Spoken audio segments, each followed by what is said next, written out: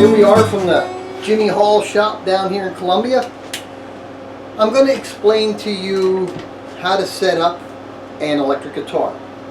The electric guitar is a little different than the acoustic guitar because the neck design is a lot different. So you don't have that big gonky heel at the 14th fret. Here we have a bit of a heel that comes in and it starts about the 13th fret. So when I check relief on an electric guitar, unlike doing the 13th first and looking at the 6th, I do the first and I'll come up here to the body joint and then I come up about the middle and I just want to gently tap on the strings and see how far off of the fret I am. And this one's actually pretty good. It's sitting somewhere about 4 to 6 thousandths of an inch. And I know that just because I can see what that is. But you can check that with a little pin gauge. You can do it with a feeler gauge. So the first thing you want to do is set your neck relief. I always set the neck relief based on the bass string. So if you have good action height or good relief, then you measure your action height. And the action height on this is really nice. I do check the action at the 12th fret, and we are sitting dead 2 and 2, which means it's a 32nd of an inch. Luthiers kind of use a weird lingo. We generally talk about 64ths, but it's actually 32nd. So if we say 2, that's 2 64ths or 1 32nd. So the action height on electrics are generally a lot lower. The next thing you want to check is the height here at your pickups.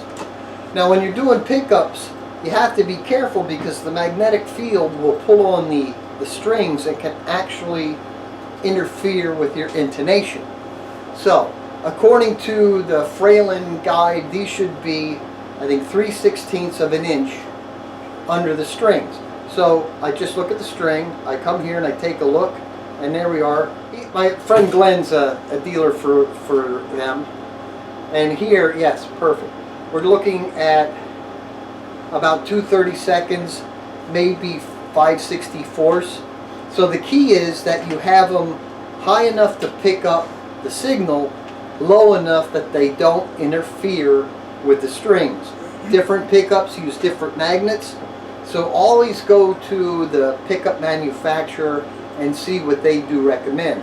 Because I've already had guitars come in the shop, the guitars played well, the intonation was terrible because the magnetic field is actually pulling on the string.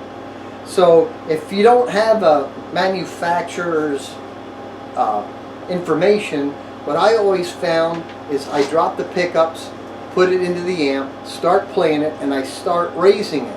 And then I'm also using the tuner so that I can be hit plucking a note, and once I see that note changing without having done anything, I know that the magnets are interfering with the string and I take them back down. So we have neck relief and adjustments to the pickups. The second thing is the actual adjustment of the strings action and the strings intonation. So unlike a bone saddle on an electric guitar, you can adjust each string, and the strings will change from manufacturer because of the alloys, so you always want to double check. So you put your tuner on, get your note.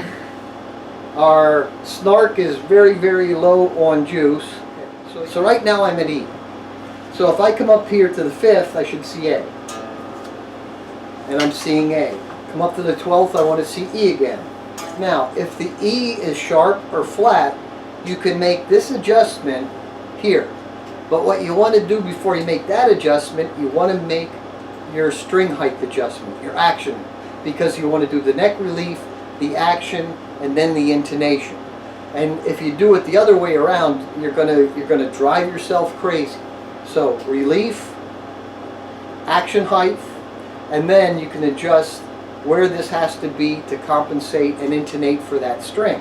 And if you do it in one string and you do it on the other 5 strings, you're going to be in there. And it's very simple.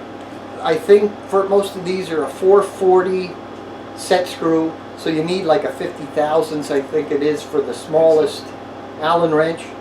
And there's 2 of them. You might be able to see this, and most of you are aware of it. There's 2 little set screws here. So you always want to adjust one to the other. likewise, and you can see how all of these saddles are up and down, and they've all been intonated perfectly. Now, there's a couple of things that you may want to pay close attention to when you're doing this, and that is you don't want to get them lopsided. So always work your string up nice and easy. Now, to adjust the truss rod for your playing style, you can actually take that's the beauty of these, unbolt it, go in here, make it a fret job, or a truss rod adjustment, and adjust it to the point where it is just buzzing. Now, that's going to sound funny to a lot of people, but if you take it down to the point where it's buzzing and then back off, you have your neck relief as low as it can go for that particular guitar. That is key to making a guitar playable. If the neck relief is too flat, you're going to probably buzz. The other thing you have to pay attention to is sometimes customers over fret the string. And electric guitars, they have a nice wide fret. They also have high frets. So when they're playing, make sure that they're fretting properly, because you can actually, you may not be able to hear it, but if you take an electric guitar and you fret in the middle, you can actually bend the note. So always pay attention to those particular variables in that setup. So one last time, get your neck relief adjusted, adjust your action height here at the saddle, and then set up your intonation. If the guy plays up the neck more, or let's say you just can't get it tweaked in, that the actual scale length has gotten out of kilter down here, that can be a problem. So you can see the adjustments here, you got plenty of room both ways, but I have seen them already where they were kind of messed up. And in order to do that, if you have to, you can kind of shim the neck back a little bit, but that involves re-drilling the holes, or you can drop the bridge. And if you did that, pay very close attention to where you're putting the bridge when you are building one. So this was set up very well. Pay attention to these because they give you individual adjustment, and try to keep them parallel on those two set screws as you go up and down. So I hope that is something that can help you out, and from my shop to yours, and from, I should say, from Jimmy Hall's shop to yours. Stay safe. Blues Creek Guitar thanks you for the support.